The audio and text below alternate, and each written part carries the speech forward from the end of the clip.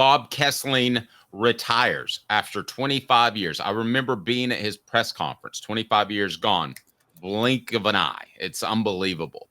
But he decides to retire. This was something that I was told actually before the season began would become a reality.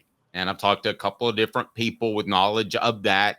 And it was either going to be this year or next year. But the decision was hastened a bit, and it is this year. So he comes out with the announcement. So before we get to the potential replacements for Bob Kesling, what are your thoughts on Kesling's tenure, replacing a legend in John Ward? For those that don't remember, and I thought Brent Hubbs of BallQuest did a great job of pointing this out, John Ward almost demanded as much honor and respect as any athlete or coach that had been at Tennessee. And at his passing, they had a huge event that they don't have for a lot of coaches that pass away. He was that beloved, Caleb. Now, I'm trying to figure with your age how much John Ward had an impact on you, because you're a little bit younger than me. I grew up in the time that a lot of the games weren't on television, Caleb. So a lot of them, especially basketball, you had to listen to on the radio. So John Ward was a really, really big deal. He was as synonymous with Tennessee athletics as any coach. So going back a little bit, Kesling replaces John Ward in 1998. What are your memories of John Ward?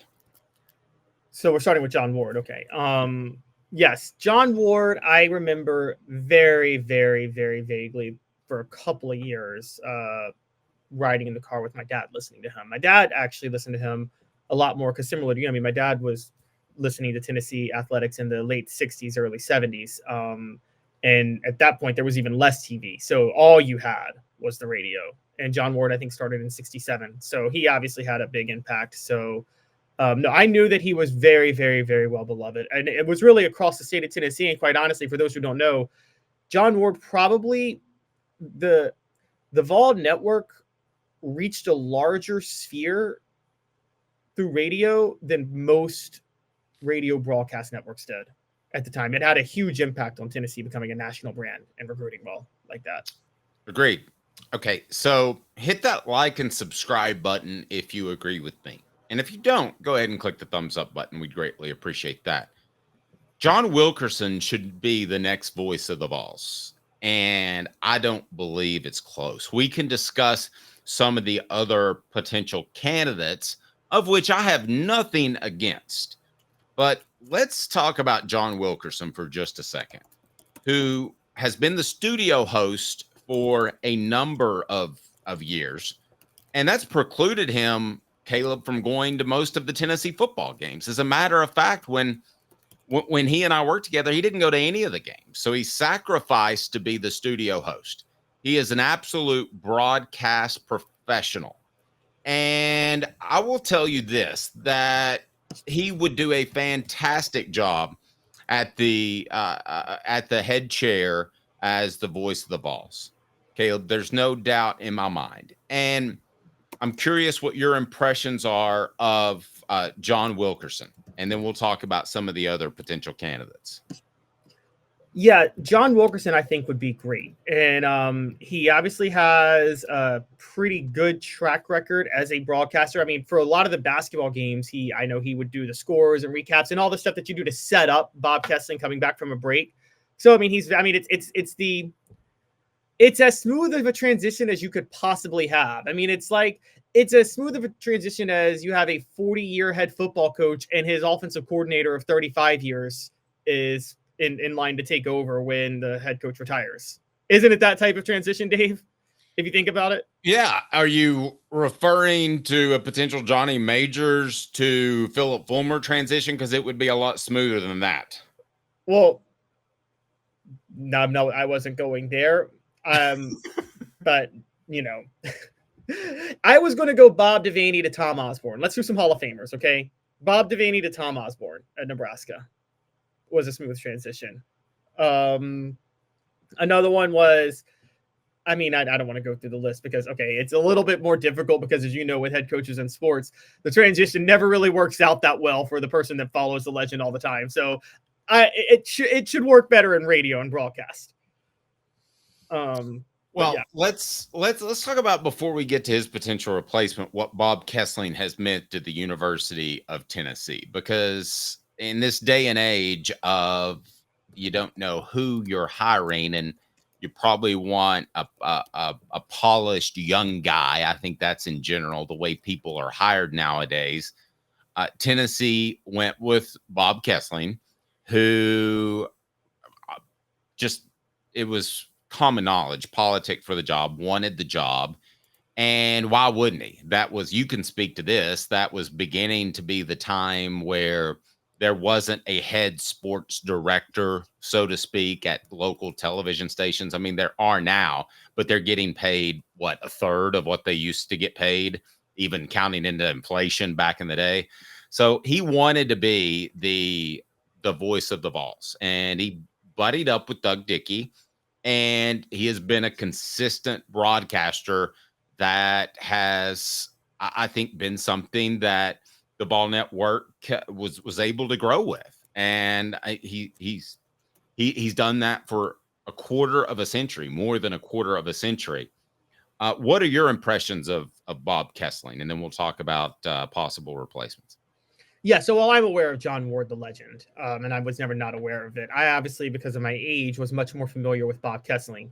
And so my experience with my experiences are much more with Bob Kesling. Bob Kesling has always, I felt, did a great job of calling the score and keeping you informed on exactly what's going on. But Dave, you want to know my impression of Bob Kesling more than anything else? Lay it on me. He's had his color commentators have been hilarious, and I love them because, let's be honest, Tim Priest for a while and Burt Bertelkamp are just two of the best color commentators you could have ever asked for in football, right?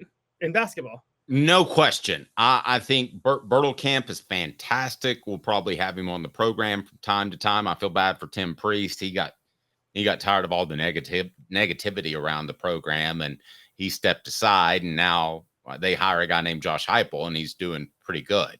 So his, and Bob Kesling. Priest borderline wanted to cuss out Butch Jones in the middle of a game one time, and he basically, you could hear it in his voice. He was like, he all but called him an idiot in the game. Well, I don't think he would necessarily mind me saying this at this point. A lot of time has passed, but after one of Butch Jones's first disappointing games, and I'm not even sure it was a loss, but it was a close game. Okay, I remember bumping into Tim Priest, and I said, "What'd you think?" He goes, "Well, it looks like they're not being coached to me." And this was early, like the first month that Butch Jones had been the head coach. And in retrospect, wasn't he spot on? He nailed it. He straight up nailed it. I mean, they weren't being coached. All right, so let's get to some possible replacements, because I'm not trying to make enemies among people that I know, but to me, it's John Wilkerson and everybody else. And I had some people on Facebook yesterday say you open up the checkbook to Mike Keith and try to get him back. I've got a lot of respect for Mike Keith. I think he is absolutely one of the best play-by-play guys in the NFL. But here's the problem, Caleb, with the NFL. There are only 32 of those jobs. So that's a very coveted job. And I'm of the mindset, based off what I've been told, that Mike Keith's making a lot of money. Would he want to pick up his family and move back to Knoxville after they went the Kesling route instead of Mike Keith? Also, I'm going to go ahead and I doubt that he would do that at this point in his career, because he's got to be mid-50s now. Yeah, and if you're Mike Keith, you just have to call NFL games. If you're the Vol Network, you got to call the college football games and every men's college basketball game. That's a lot more of a workload than if you're calling the NFL games. Oh, absolutely. The rest of your year is pretty much a 9-to-5 job, right? Yeah, because exactly. You're going to meet with fundraisers, boosters, fans, whatever they call them at that NFL level. And I see you have who should replace Bob Kesling as voice of the Vols. John Wilkerson, 40%, Mike Keith, 20%. Can we include on that? Can we reset that? I want to include a couple of guys who I want to address specifically in Brian Rice and Tom Hart. Okay. I think Brian Rice, the voice of the Lady Vols, would do a fine job. I have no problem with Brian Rice getting that job. Tom Hart would be an excellent hire if he wanted to leave ESPN. Now, he does work an absolute ton, so the workload might actually be less if he moved over. Now, the other factor with Wilkerson is that maybe he wouldn't do Tennessee baseball anymore. Well, I'm sorry, but I think he would find a way to do that. And I think that Tennessee football ultimately is the face of the program. If you were at Duke, we'd be having another conversation. I'm trying to think of a baseball only school, but there's really not one. You could figure those things out, just like John Wilkerson has figured out how to do 6 to 9 a.m., which he currently does on the Sports Animal. So John Wilkerson may be the only person that would prefer to keep the Tennessee baseball job over Tennessee football. I know he loves baseball. He does, and that's super cool. But I can tell you this, and it's not something that John's told me specifically, but I know that he wants it. Why wouldn't he want it after all these years of being a good soldier? Now, that being said, you don't just hire somebody because they were a good soldier for all these years. John has so much talent in terms of radio broadcasting, Caleb. It's to me a slam dunk. I was actually surprised, and I don't want to rip anybody's opinion because I love the interaction on Facebook. It not only shows me that people are watching and listening and Twitter and social media, but it also a lot of times gives me story ideas. So I was surprised by the passion that was there in Kesling's announcement. And when I said it's a slam dunk for Wilkerson. So right now, the poll question, if you want to vote, please do so. John Wilkerson, 47%, Mike Keith, 35%, Brian Rice, 11%, Tom Hart, 6%. I don't mean this as any insult to Mike Keith, but I really am surprised that so many people want him to be in the running. I think he's doing a great job with the Titans, and I think he knows Tennessee football, so he's got that going for him. But he's had a full-time job on the weekends too. Kesling, you have to remember, is not going to have any hang-ups with pronouncing Albert Tawina's name.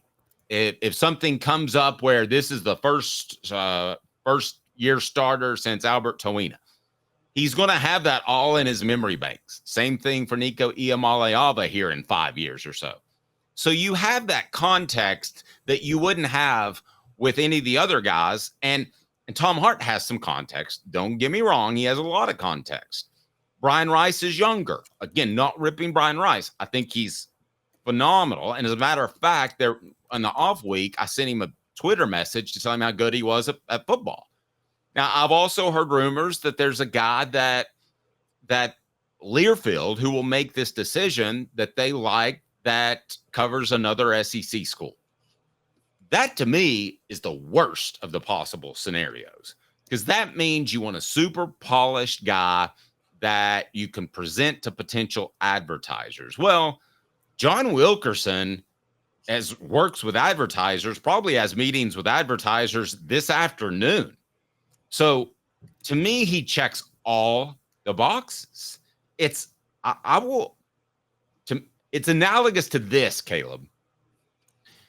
If the Dallas Cowboys want to hire somebody, doesn't Bill Belichick, doesn't he check all the boxes? The one box he might not check is that he isn't a little bit younger. So John, who I believe is 60, he's basically 10 years ahead of me in everything. He's 10 years ahead of me of graduating from high school. He's 10 years ahead of me of graduating UT because we were both on the 6-year plan. We enjoyed ourselves. And he's 10 years older than me. So he's right at 60, if not 59 or 61 possibly. To me, if you look at this and you're Learfield, and you're judging whether or not to replace Bob Kesling with a young, flashy guy that is maybe, 32 years old, that can be the guy for the next 25 years or late 30s. If they call Caleb Calhoun, no offense to you, Caleb, but I'm going with John Wilkerson, just because he checks every single box, with the exception of maybe they'd like for him to be a little bit younger. Maybe that's all I can think of. Why they wouldn't offer him the job like in the coming weeks. Give Bob Kesling his flowers. That's fine. Let him celebrate his retirement. That's great. But I tell you what, I would reach out to John Wilkerson pretty quickly, because he is so ingrained in the community that whether it's fundraising or something else, or just staying on that 6 to 9 slot at the Sports Animal, which I know firsthand can be incredibly tiring. I've done it. I'm trying to think of one box that he doesn't check. Caleb, I'll ask you that question. Today's tough question, brought to you by Banks and Jones. Vote now. Who should be the next voice of the Vols? Well, it's because they're Tennessee's trial attorney. You can play to win with Banks and Jones because they'll go to trial. You've heard of other lawyers. They say they'll go to trial and fight for you. They won't. They just want to settle. That's the easiest way out. Well, that's not Banks and Jones, led by T. Scott Jones. They won't settle. They'll go to trial for you. Tennessee's trial attorney. They play to win. Truly, Tennessee's trial attorney when it comes to criminal defense or personal injury. Why settle? Banks and Jones, T. Scott Jones, banksandjones.com. All right, give me one reason that Tennessee shouldn't hire John Wilkerson. I can't think of one. The only thing I might say is, again, they may not want to do it if John Wilkerson wants to stick with doing baseball. Not that it wouldn't be about John Wilkerson's personal workload. Maybe he doesn't mind the workload. But I think the Vol Network would say, yeah, we want you doing fundraisers and all these other stuff in the spring. You know what I mean? Because this, like you said, it's a 9 to 5 job. When you're not calling the games, you're having to schmooze every single booster and do all this stuff with them for, 24/7, aren't you? And so they may say, if he says, I want to stick with baseball, they may come around and say, well, you're going to have to pick because we need you to be, they're going to want him on the Big Orange Caravan and stuff like that in the spring. They're not going to want him dealing with baseball. That would be my only thing that might happen, that might hold him back. The thing that scares me most of all about this deal, Caleb, is they would lowball him. That they would come in because they know they can get a young guy from another SEC school. And I'm not going to mention him because, to hire him would be an absolute disgrace.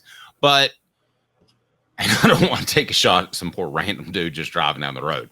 But if they did that, it's because they could get him because of the prestige that goes with the job for $60,000, $70,000, $80,000 a year.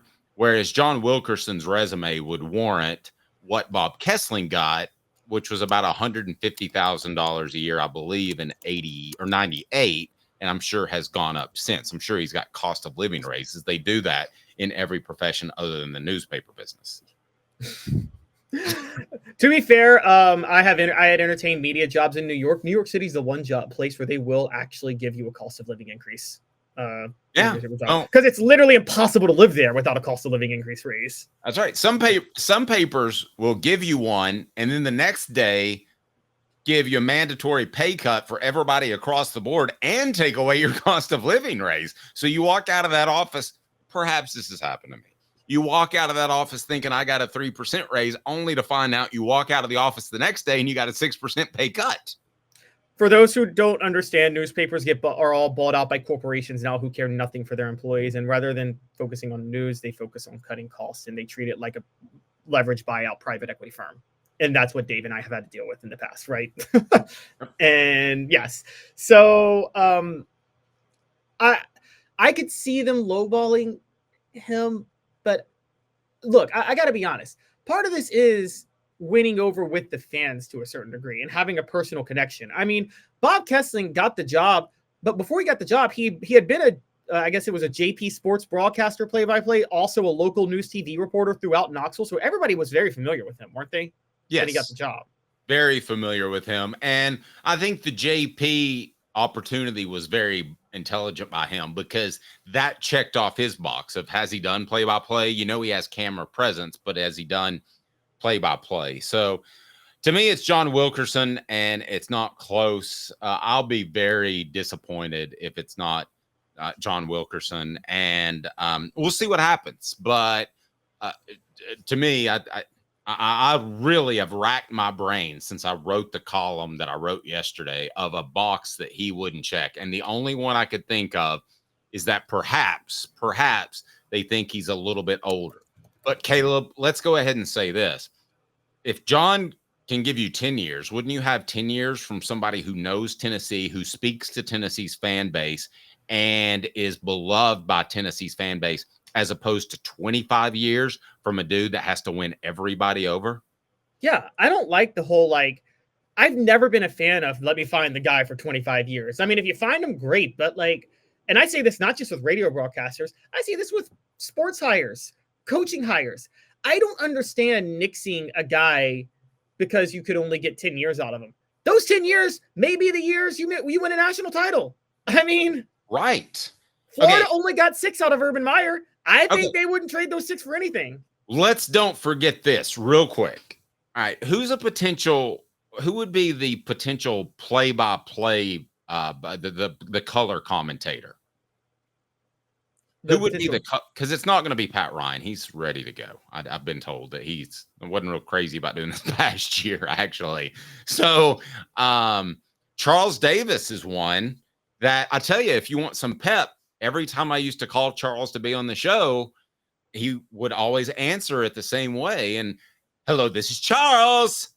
So if you want some good, perhaps quirky energy on there, Charles Davis would be fantastic. Oh, I think that would be a great one. Charles Davis would actually be a really good one. And he has plenty of experience being an analyst for years and years and years. You know what? I'm with Adam.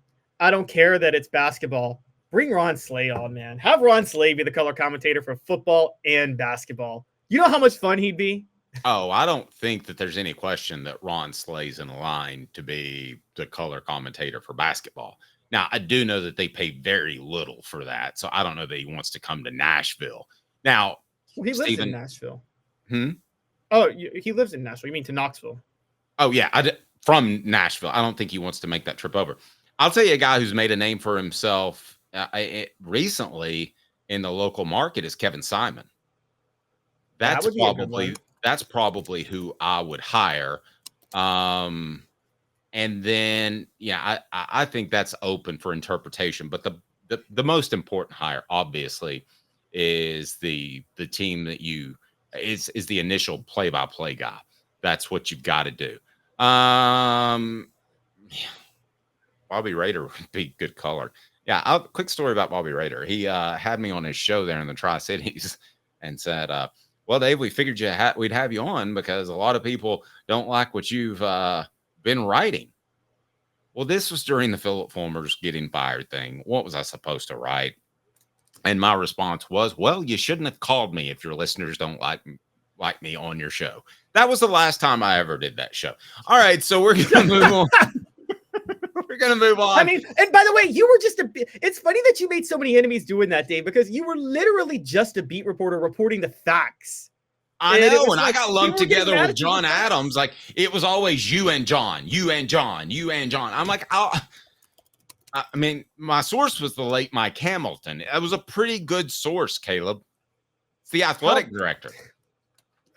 And it doesn't, I don't mind saying it now, it doesn't get any better than that, does it? No, that's a pretty darn good source. You mean your source was the guy who was going to make the decision over whether or not to fire Philip Fulmer? Now, to be fair, let me ask you this. Yes. We know boosters have a hand in this. Did boosters demand that Mike Hamilton fire Fulmer, or did they give him free reign and just say, we're not going to step in if you choose to fire Fulmer? I can answer that question really quickly. He did an exclusive interview with me, and he had someone measure his email responses. And about 60% were okay with it. 40% were like, don't fire Fulmer no matter what.